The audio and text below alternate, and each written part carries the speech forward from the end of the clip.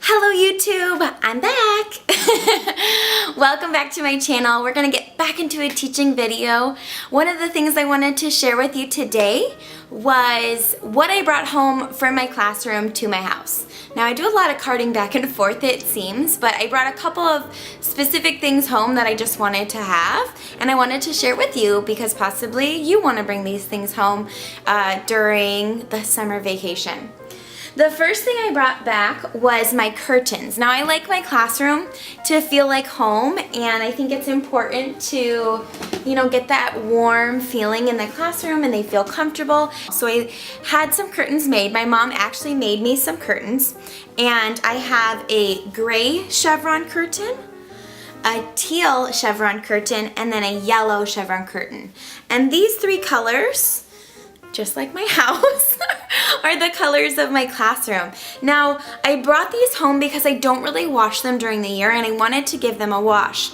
Something really interesting about the curtains is I actually just clothespin them to the top metal bar that is at the top of the window where the blinds are. Now, I like having the curtains there and the blinds completely open, so light does come through these. Another really cool thing my mom did when she made these was she actually put metal washers hot glued to the bottom of the curtain to give it some weight so that they stayed flat along the bottom, especially since they have so much height, and what was only holding them was clothespins. So just on the edge of each one there's a couple metal washers, and it gives it some weight, and that really kept them nice, straight, and flat the whole year. So I'm gonna go ahead and wash those this summer, just kind of double checking what I can do with those washers, and they're just hot glued on, so it shouldn't be too much of a problem. The next thing I brought back was my project case. Now, if you watched my last video, I talked about how I'm trying to implement a new organization system. The system I'm trying to implement is different from files and binders. Now, binders, I would like to use page protectors if I was going to do that, and it just seems like it would be a lot of time.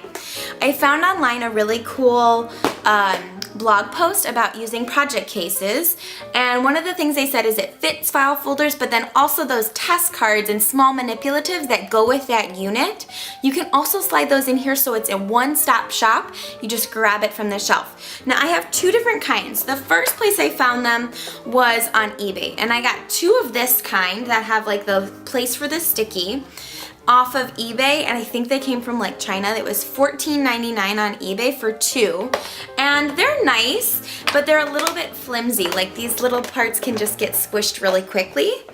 The next thing I found was Michael's during Memorial Day was having a sale on project cases. Now it's a little bit larger. It's made for scrapbooking, I believe, and it doesn't have like a distinct place for a label, but I can easily put one on the inside here. Now I got these for only, I believe it was on sale and I had a coupon, $3.99 each. So I bought 5 of them. I cleared off the shelf. Look out for those sales at Michael's. It's so exciting when you find that one thing you've been looking for and you have a coupon and it's a sale weekend. So I got 5 of these and I have 2 of these. Now, if I like the system, I'm gonna keep buying them and just invest in it. The next thing I brought home was my 2 cases of embroidery floss. Now, I've had these for the longest time. I loved making friendship bracelets back on the camp days and growing up, and it was really something I enjoyed. I also do cross stitching, which is like a little bit of a grandma craft. I understand, but I really enjoy doing it, and it was something my mom taught me and she learned from her mom and her grandmother, and it's just something calm and it doesn't take any thinking and it's really relaxing for me. So I keep floss from that as well as from friendship bracelets, and I like to bring it in for my classroom because some of the girls love to be crafty and like braid bracelets for each other. So during Friday free time, I bring these out if the girls want to make bracelets or anything crafty. So they kind of use my resources, and I never go through all of this myself, so it's kind of fun to give them to use and pass down to them.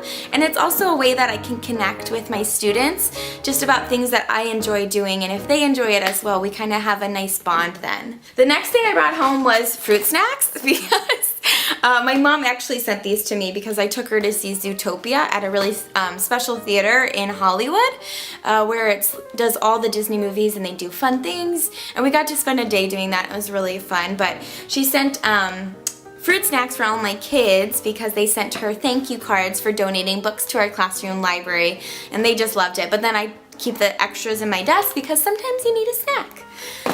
The next thing I brought home was my teacher bucket. Now, I have a teacher bucket that's only my markers, only my Sharpies, only my scissors, for those resources that I need to use when I'm getting lesson plans ready or making anchor charts. So this is my bucket, and I like to color and draw and do relaxing mindfulness coloring at home.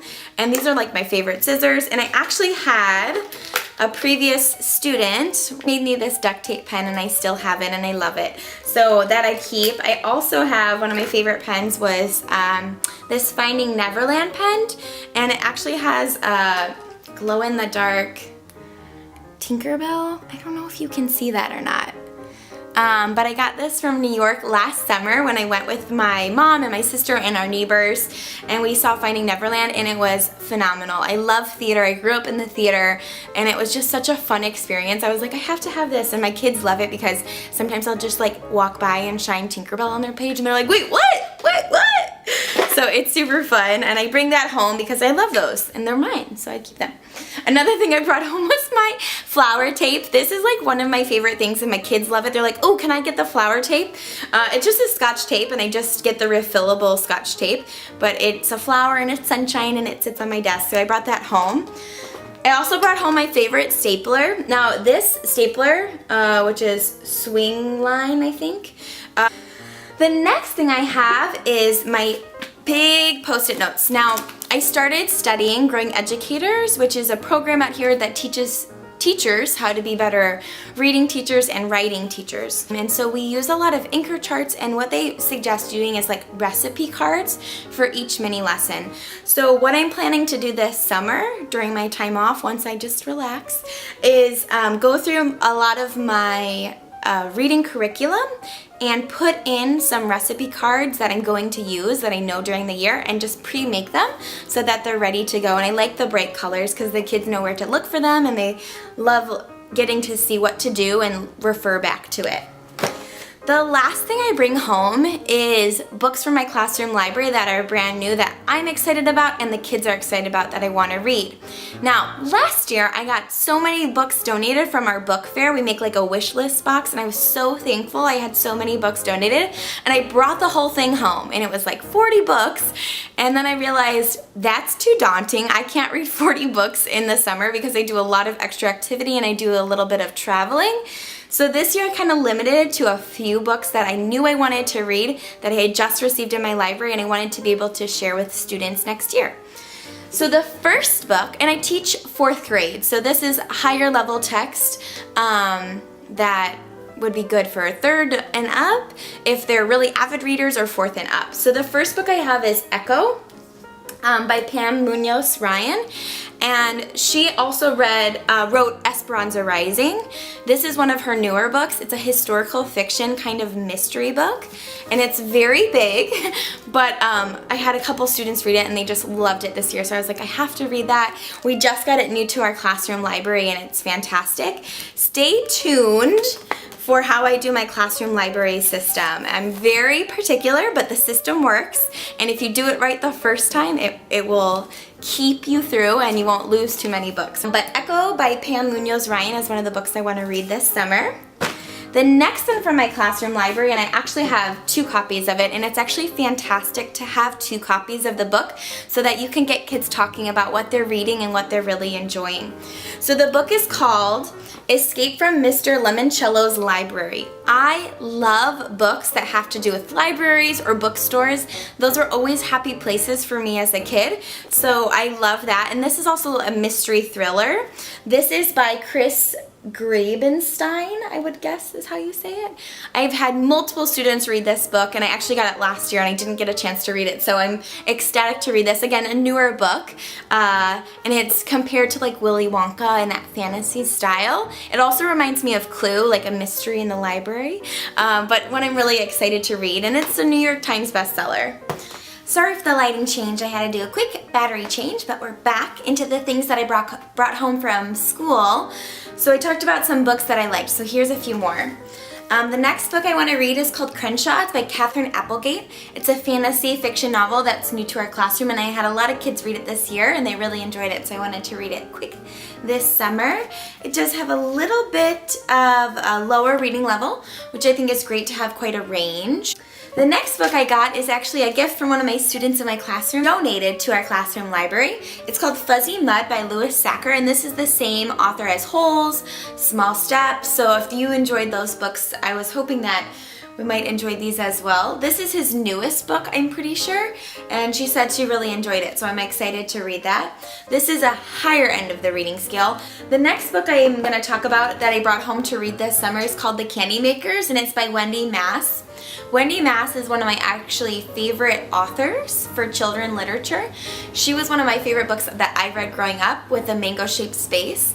And when I started seeing more books that she was coming out with currently, I was really excited, and it's something I can share with my students, talking about, hey, this is an author I really enjoyed. I have not read Candymakers yet, but it sounds like something fun to read. I love candy anyways. And the last book that I brought home to read is called A Single Shard. Now this is one of the books that came up when I was doing research on which books to include for our historical fiction literature circles. This looks like it's a little bit of a higher text, and I didn't get time to read it, so I wanted to make sure to read those before I give them out for literature circles. So I wanted to read this summer to see if it was a book I wanted to include in our historical fiction literature circle unit, but another one I brought home. So I have a lot of reading to do this summer. Hopefully you're going to be reading some good books this summer too. If you've read any great books, leave them down below. I love getting book recommendations. It's one of my favorite things. These I haven't read yet, so I can't recommend, but they are new to our library, which is really fun and exciting. Make sure to give this video a thumbs up and subscribe, and I'll see you in my next video.